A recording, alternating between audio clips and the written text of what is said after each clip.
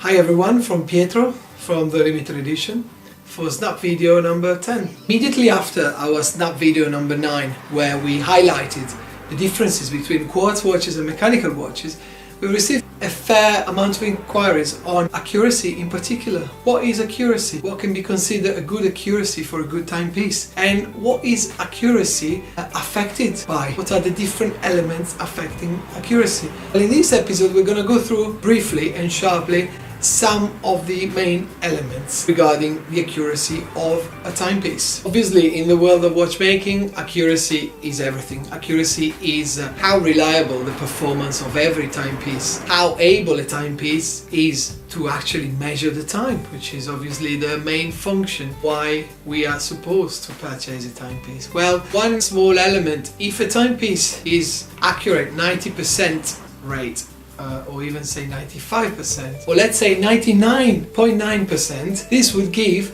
an inaccuracy every day of 1 minute and 20 seconds, actually more than 1 minute and 20 seconds a day, which is of course, in watchmaking terms, completely unacceptable. So let's go in details and understand better about the importance of accuracy. In regards to Swiss watchmakers, there is an institute in Switzerland, the COSC, Contrôle Officiel Suisse de Chronomètre, who's setting the terms, basically.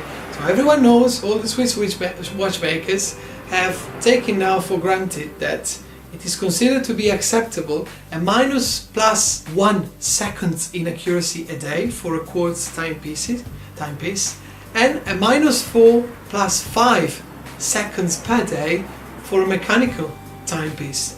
So this is according to the rules. In most cases, accuracy of all high-end independent watchmakers and high-end mainstream watchmakers is far higher.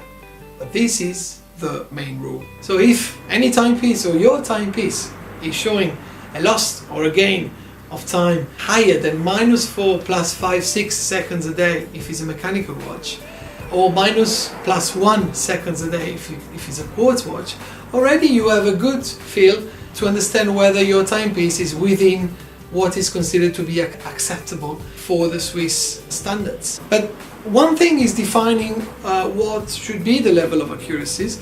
One thing is to test whether a watch is fit for the purpose. Actually, accuracy in mechanical watches is affected by many elements. But I can already tell you that there are several elements that are actually affecting the accuracy of your timepiece every single day you wear it or you don't wear it.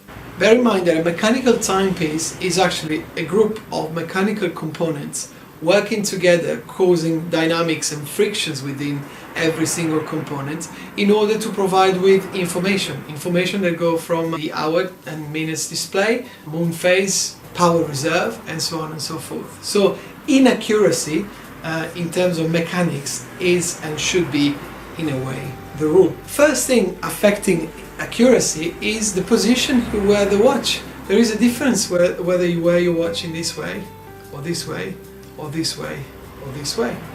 So institutes like the COSC make sure that all watches are within the parameters if worn in all the different positions. In fairness, all watch brands, high-end watch brands, have internalized this kind of controls, and they run tests in-house to check the accuracy of their watches in all the different positions.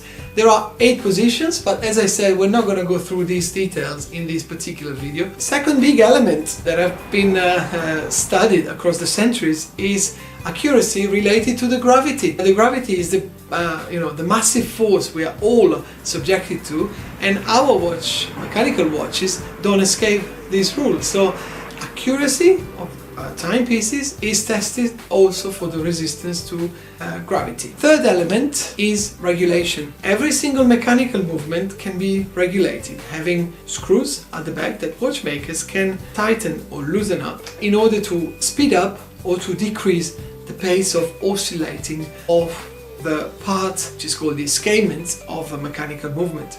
So there is a way to influence the actual pace in order to have an effect on the accuracy, which you can ask your watchmaker to work on a periodical basis, really. Fourth element is the magnetism. There are strong energies floating around, as we know, that can really have an impact on your watch accuracy.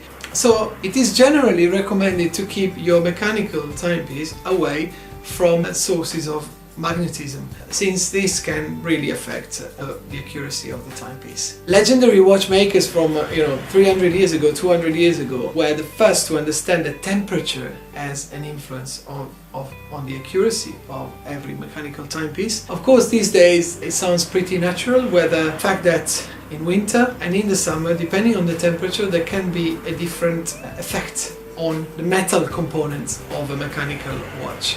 So these days, most watchmakers have adapted and found solutions to counterattack and to compensate the effect of temperature on mechanical movements. Last but not least, power reserve. How wound your mechanical watch is has as well an effect on the accuracy. It has been proven that wearing a watch that is fully wound gives a level of accuracy that is actually superior to a watch that is nearly completely gone out of power reserve. And this is because mainly the barrel at the end of the day, or at the end of the power reserve span, is not able to provide the same energy, the same constant energy to the wheel train in order to power the movement in the same way. Because of all of this, we recommend, and really all watchmakers recommend, to periodically have your timepiece checked. It is in the nature of mechanical timepieces to vary in accuracy, to oscillate in accuracy. Don't panic, don't be surprised whether you see differences in the level of performance of your mechanical timepiece. A mechanical movement is a living thing. It's the engine of your timepiece. It needs looking after, and it needs, I would say, as the limited edition recommendation, it would need checkup every 2 to maximum 3 years. So keep enjoying watchmaking and stay with us for some more tutorials on watchmaking.